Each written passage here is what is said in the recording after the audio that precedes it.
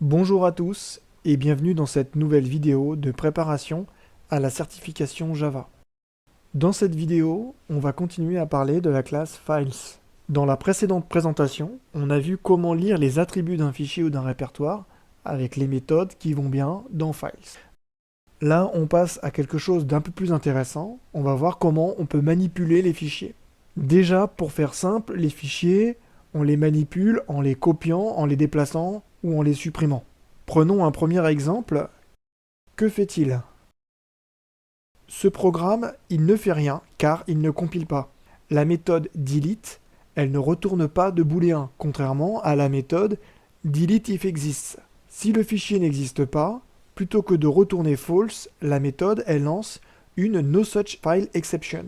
Le souci se trouve donc ligne 22 où on ne compile pas car files.delete ne retourne pas un booléen. Un autre exemple. Si le fichier data.txt existe bien, qu'est censé afficher ce programme? Ce programme, il déplace le fichier data et le renomme au passage. Le programme, il doit afficher file exists, puis file moved. Dans la manipulation des fichiers, il y a quand même un peu plus que juste copier, déplacer ou supprimer. Et ça, on le verra dans la deuxième partie de la présentation. Mais dans un premier temps, voyons dans l'ordre comment on copie, comment on déplace, puis après comment on supprime un fichier. Pour la copie, on dispose de méthodes copy. Il y en a 3 et les voici. Les 3 peuvent émettre une IOException. La première méthode, elle copie un fichier identifié par un pass dans un output stream. La seconde, elle copie un fichier auquel on accède en tant qu'input stream. Et la dernière, elle copie d'un pass source à un pass target. Les deux premières retournent des longues, et la dernière, un pass. Le long retourné, il correspond au nombre de bytes qui sont lus ou écrits. Et pour la méthode copy qui retourne un pass, le pass, il est égal au fichier de destination. Comment on déplace un fichier maintenant? Pour déplacer un fichier, on a tout simplement la méthode move. Cette méthode move, tout comme deux des méthodes copy, possède un paramètre optionnel, copy option. Les options de copie, ça correspond à un enum, et cet enum peut prendre plusieurs valeurs. Replace existing, si on veut remplacer le fichier destination s'il existe déjà. Copy attributes, si on souhaite conserver les attributs du fichier d'origine. Et nofollow links, si on souhaite prendre en compte les liens symboliques. Pour la suppression, on dispose de deux méthodes, delete et delete if exist. La première retourne void et émet une exception si on a un problème. La seconde retourne un booléen qui nous indique si le fichier a pu être supprimé, donc en gros false s'il existait déjà. On peut également avoir une IOException. Quel résultat produit ce code? Les deux réponses possibles sont: réponse A, les répertoires dir1 et dir2 sont créés s'ils n'existent pas déjà. Et réponse B, le code génère une exception ligne 23, car dir1 existe. On l'aura créé dans les lignes précédentes.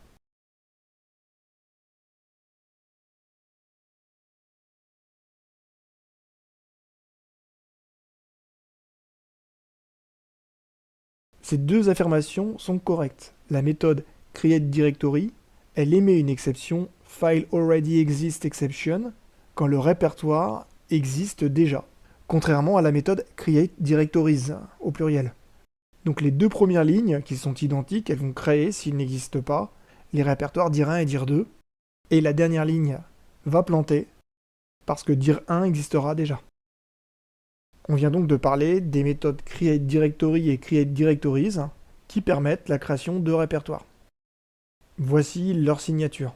On peut indiquer en paramètres des attributs pour le fichier. Pour créer un répertoire, on a vu, mais pour créer un fichier, ou encore un lien symbolique ou un hard link, on a les méthodes createFile et createLink. On dispose également des méthodes createTempFile et TempDirectory pour la création de fichiers de répertoire temporaire. Je vous laisse parcourir les signatures. Les deux méthodes, elles sont déclinées en deux exemplaires, dont l'un permet d'indiquer le répertoire dans lequel on va créer le fichier ou le répertoire temporaire. On rentre maintenant dans la partie un peu plus amusante de la classe Files. et ce sont les méthodes qui nous permettent d'aller chercher un fichier ou de parcourir un répertoire. On a find, new directory stream dont on a pu parler dans une présentation précédente, list, walk et walk file tree. Find nous retourne un stream et va parcourir récursivement un répertoire sur n niveaux tout en étant capable de filtrer les fichiers selon un bipredicate qui s'applique à la fois aux passes et aux attributs. Voici un exemple ici. On va parcourir récursivement le répertoire courant sur 2 niveaux et on accepte tout. Sur le stream, on applique un for each qui affiche chaque chemin rencontré. On a aussi les méthodes de new directory stream, et là c'est un peu ambigu parce qu'on n'est pas sur un stream, un directory stream c'est un itérable. Voici la signature des méthodes. Sur cette signature, on a un globe, et le globe c'est un pattern qui pourra gérer l'étoile, donc la wildcard. Attention au directory stream qui peut bloquer les ressources, c'est un auto-closable, donc il faut bien penser à le close.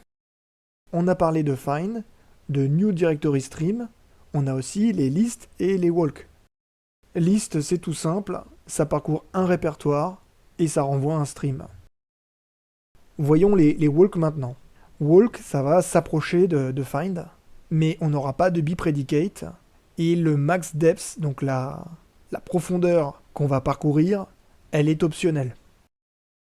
On a ces deux signatures-là, donc on est effectivement bien proche de la méthode find. Pour terminer, il faut aussi parler du wall file tree, et là c'est assez intéressant, parce qu'on va parcourir un répertoire, et le parcours, on va l'associer à un file visitor, donc un objet qui va pouvoir réagir à chaque étape du parcours. On fera une présentation dédiée au file visitor. Ce tout petit exemple, qu'affiche-t-il? On considère un répertoire A qui contient des répertoires B et C. Le répertoire B, il contient un répertoire D. Le répertoire C, il contient un fichier test. Voyons ça ensemble. Le parcours d'un répertoire avec walk, il se fait selon un algorithme de parcours en profondeur d'abord. Donc déjà, on lit le répertoire A. Dans le répertoire A, on trouve un premier répertoire, c'est le répertoire B. On est en profondeur d'abord, donc on parcourt B. Dans B, on n'a que D. Donc on a bien affiché ces 3 lignes-là. Le parcours de D, D ne contient rien. On termine le parcours de B qui ne contient rien d'autre. Et on continue le parcours des éléments de A. On trouve le second répertoire C qu'on parcourt et on va donc afficher ce qu'on y trouve, à savoir le fichier test. Si on change légèrement le code, et cette fois on indique en profondeur maximale 0. La profondeur de 0, ça revient à n'examiner que le pass indiqué en paramètres et rien d'autre. Donc on affiche juste A. On dispose aussi avec Files de méthodes pour accéder à des fichiers via des streams. Mais ça, on en parlera dans une présentation à part. On a New Byte Channel, New Input Stream, New Output Stream, New Buffered Reader et New Buffered Writer. Continuons avec d'autres exemples. Que fait ce programme? Ce programme, il lit le contenu du répertoire de lancement du programme et il le note dans un fichier. On appelle la méthode walk sur le répertoire courant. Ça nous donne un stream qu'on transforme en stream de chaîne de caractères en mappant les passes avec leur représentation en texte et on collecte le tout dans une liste. On utilise ensuite la méthode write de files en lui indiquant le pass vers le fichier à créer et les lignes à y écrire.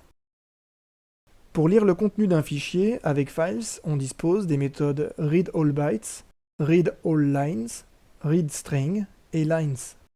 ReadAllBytes, ça retourne le contenu d'un fichier, mais dans un tableau de bytes. ReadAllLines, ça le retourne dans une liste de strings.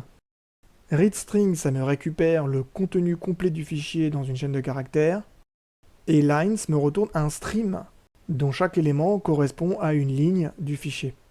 Les méthodes qui lisent des caractères, elles existent en 2 versions, l'une avec juste le pass en paramètres, et l'autre avec en plus le charset. S'il n'est pas spécifié, le charset considéré par défaut, c'est UTF-8. Voici la signature des méthodes quand on n'a pas de charset. Avec le charset, donc c'est uniquement pour readAllLines, string et lines, puisque ces méthodes s'apportent sur du texte, et c'est pour ça qu'on peut indiquer du charset, contrairement à la première méthode qui porte sur du contenu binaire. Pour terminer, voici les méthodes qui permettent de créer des fichiers, donc d'écrire dans un fichier. On a aussi certaines méthodes qui sont déclinées quand elles portent sur du texte en 2 versions, avec et sans charset. On a les open options, donc ça je vous laisserai aller voir le Javadoc. Donc ça va être les options d'écrasement du fichier, s'il existe déjà, ce genre de choses. On ne l'a pas dit, ou on l'a dit peut-être au début de la présentation, mais c'est important quand même avoir en tête toutes ces méthodes, ce sont des méthodes statiques. Après on l'a un peu rabâché dans les exemples. Pour être complet, on aura vu toutes les méthodes de la classe file, sauf ces 3-là, dont on ne parlera pas, qui sont getFileStore, mismatch et PropContentType. Merci à tous et à bientôt pour la prochaine vidéo.